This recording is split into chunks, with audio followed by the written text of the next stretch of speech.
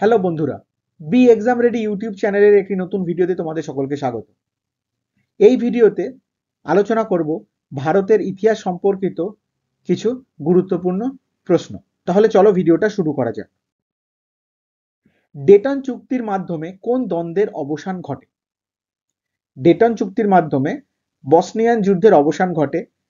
এই চুক্তি স্বাক্ষরিত হয়েছিল 1995 সালের ডিসেম্বরে।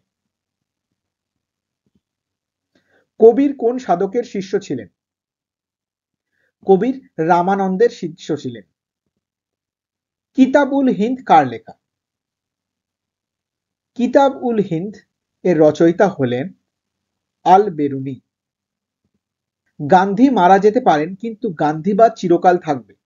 ভারতীয় জাতীয় কংগ্রেসের কোন অধিবেশনে গান্ধীজি একথা বলেছিলেন? তাহলে গান্ধীজি একথা বলেছিলেন 1931 সালের করাচি অধিবেশনে। এই অধিবেশনে গান্ধী আরউইন চুক্তি অনুমোদিত হয়েছিল 1931 সালে। মহাত্মা গান্ধী কতবার নোবেল শান্তি পুরস্কারের জন্য মনোনীত হয়েছিলেন? গান্ধীজি মোট 5 বার নোবেল শান্তি পুরস্কারের জন্য মনোনীত হয়েছিলেন কিন্তু কখনো পুরস্কার পাননি। বাহমানি রাজবংশের প্রথম রাজধানী ছিল কোন শহর? বাহমানি রাজবংশের প্রথম রাজধানী ছিল গুলবর্গা। কে 8 জন দিল্লি সুলতানের শাসনামলে সাক্ষী ছিলেন বলে কথিত আছে?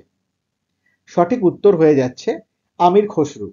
মনে করা হয় তিনি 8 জন দিল্লি সুলতানের শাসনামলের সাক্ষী ছিলেন। পল্লবরা কোন স্থানে তাদের রাজধানী স্থাপন করেছিলেন? তাহলে পল্লবের রাজারা কোন স্থানে তাদের রাজধানী স্থাপন করেছিলেন? সঠিক উত্তরটি হয়ে যাচ্ছে কাঞ্চি, যেটা এখন কাঞ্চিপুরম নামে পরিচিত। মৌর্য সাম্রাজ্যের উত্তর পশ্চিমাঞ্চলীয় রাজধানী কি ছিল?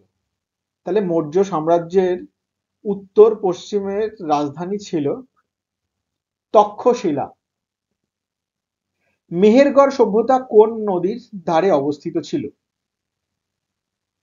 বন্ধুরা, মেহেরগড় সভ্যতা কিন্তু ভারত তথা বিশ্বের প্রাচীনতম সভ্যতার একটি নিদর্শন, বলতে পারো অন্যতম নিদর্শন, এবং এই সভ্যতাটি গড়ে উঠেছিল বোলান নদীর তীরে।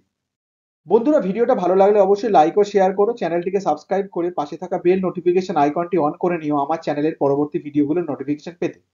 তাহলে দেখা হচ্ছে পরের ভিডিওতে। ততক্ষণ ভালো থেকো, সুস্থ থেকো, আর দেখতে থেকো B exam ready YouTube channel.